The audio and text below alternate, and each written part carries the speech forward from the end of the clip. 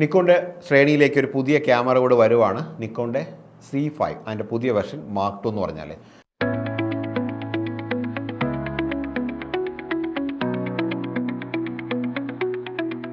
ഒരു ഡിവിഷനായിട്ടായിരിക്കും വരിക. എങ്കിലും അമേരിക്കയിൽ ഉണ്ടായിരുന്ന ഒരു വലിയ കമ്പനിയായിരുന്നു ക്യാമറ കമ്പനിയായിട്ട് ഉള്ള റെഡ് എന്ന് പറഞ്ഞൊരു കമ്പനി. ഒത്തിരി ക്യാമറകളുള്ളൊരു കമ്പനി കൂടിയാണ്. അപ്പോൾ ജപ്പാനിലാണ് ഏറ്റവും കൂടുതൽ ക്യാമറ കമ്പനികളുള്ളത്. സോണി ആയിക്കോട്ടെ, കാനോൺ ആയിക്കോട്ടെ, ഫിജി ആയിക്കോട്ടെ, പാനസോണിക് ആയിക്കോട്ടെ, നിക്കോൺ ആയിക്കോട്ടെ.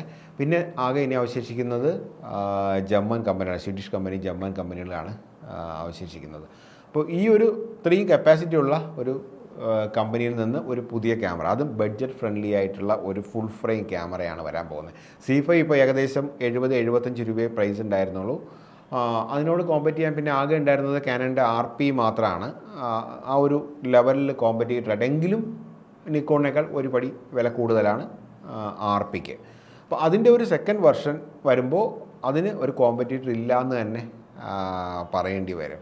കാനോണിൻ്റെ R8 ആയിരിക്കും ആ ശ്രേണിയിൽ പിന്നെ തൊട്ടടുത്ത് വരാൻ സാധ്യതയുള്ള ക്യാമറ. അപ്പോൾ C5 Mark 2 അൺബീറ്റബിൾ ആയിട്ടുള്ള എന്തൊക്കെയാണ് കാര്യങ്ങളെന്ന് നമുക്ക് നോക്കാം. അപ്പോൾ ഇതിൻ്റെ സെൻസറും പ്രോസസ്സറും മൊത്തത്തിൽ ഒന്ന് മാറ്റിയെടുത്തിട്ടുണ്ട്.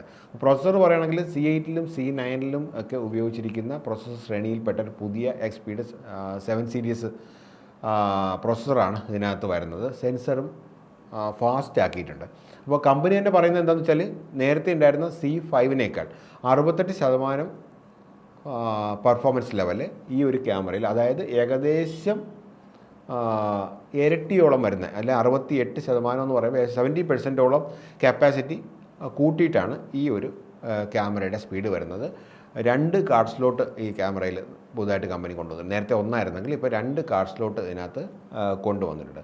എടുത്തു പറയേണ്ട പ്രത്യേകത എന്താ വെച്ചാൽ എൻറോ റെക്കോർഡിംഗ് നമുക്ക് ഈ ക്യാമറയിൽ തന്നെ നമുക്ക് റെക്കോർഡ് ചെയ്യാൻ പറ്റും. അപ്പോൾ എനിക്ക് തോന്നുന്നു ഈ ഒരു പ്രൈസ് റേഞ്ചിൽ വേറെ ഒരു ക്യാമറയിലും ഈ ഒരു ഫംഗ്ഷൻ അവൈലബിൾ അല്ല. പിന്നെ ഇമേജ് സ്റ്റെബിലൈസേഷൻ പറയുകയാണെങ്കിലും നേരത്തെ ഉണ്ടായിരുന്ന IBIS തന്നെയാണ് ഇതിനകത്ത് ഉപയോഗിച്ചേക്കുന്നത്. ഒരു പടി കൂടി മെച്ചപ്പെടുത്തിയ ഒരു IBIS ആയിരിക്കും നമുക്ക് C5 Mark 2 കിട്ടുക. 4K നമുക്ക് 120 ഫ്രെയിം പെർ സെക്കൻഡിൽ, നേരത്തെ നിക്കോണിൻ്റെ ഒരു പ്രത്യേകതയാണ് 120 ഫ്രെയിം പെർ സെക്കൻഡിൽ ഓഡിയോ സ്ലോ മോഷനൊക്കെ ചെയ്യുമ്പോൾ ഓഡിയോയ്ക്ക് യാതൊരു പ്രശ്നവുമില്ലാതെ ഷൂട്ട് ചെയ്യാൻ പറ്റുന്ന ഒരു സ്പെക്ക് ഇപ്പോൾ ഉള്ളത് നിക്കോണിൽ മാത്രമാണ്. ഫുൾ HDയിൽ 120 ഫ്രെയിം പെർ സെക്കൻഡ് വരെ നമുക്ക് റെക്കോർഡ് ചെയ്യാൻ പറ്റും. സ്ലോ മോഷനൊക്കെ റെക്കോർഡ് ചെയ്യുമ്പോൾ 120 ഫ്രെയിംസ് എന്ന് പറയുന്നത് ഇനഫാണ്.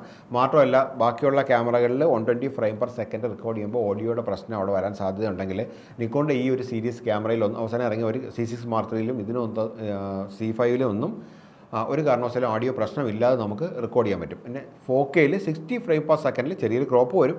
60 ഫ്രെയിം പെർ സെക്കൻഡിൽ 4Kയിൽ നമുക്ക് റെക്കോർഡ് ചെയ്യാൻ പറ്റും. 30 frame per second without any crop നമുക്ക് റെക്കോർഡ് ചെയ്യാനുള്ളൊരു ഓപ്ഷനുണ്ട്.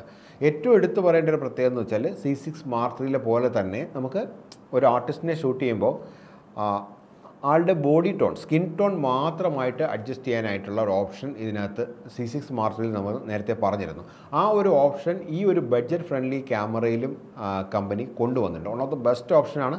വേറെ ഒരു ക്യാമറകളിലും ഇപ്പോൾ നമുക്ക് സോഫ്റ്റൻ ചെയ്യാൻ പറ്റും. സ്കിൻ സോഫ്റ്റനിങ് സോണിയുടെ 704-ലൊക്കെ ഉണ്ട്. നമുക്കത് മിഡ് ആക്കാൻ പറ്റും, ഹൈ ആക്കാൻ പറ്റും, അല്ലെങ്കിൽ 3 ലെവലിൽ നമുക്ക് അഡ്ജസ്റ്റ് ചെയ്യാൻ പറ്റുന്ന രീതിയിലുണ്ട്. പക്ഷേ ഇതങ്ങനെയല്ല ചെയ്യുന്നത്, മൊത്തത്തിൽ സോഫ്റ്റ് ആക്കുകയല്ല ചെയ്യുന്നത്. ബോഡി ടോൺ മാത്രമായിട്ട് നമുക്ക് അഡ്ജസ്റ്റ് ചെയ്യാനുള്ളൊരു ഓപ്ഷനാണ് ഇതിനകത്ത് പുതുതായിട്ട് കൊണ്ടുവരുന്നത്. അപ്പോൾ C6 Mark 3-ലുള്ളൊരു ഓപ്ഷനാണിത്. അതേ ഓപ്ഷൻ ഇതിലും നമുക്ക് പ്രതീക്ഷിക്കാം.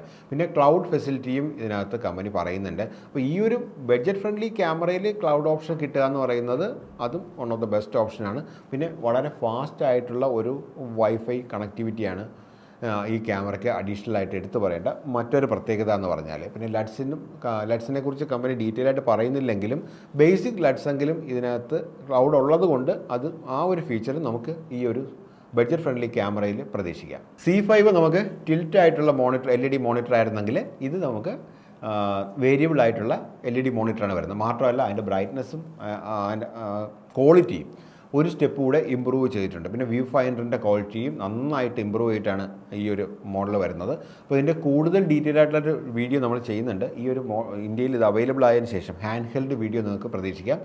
Okay, thank you, by.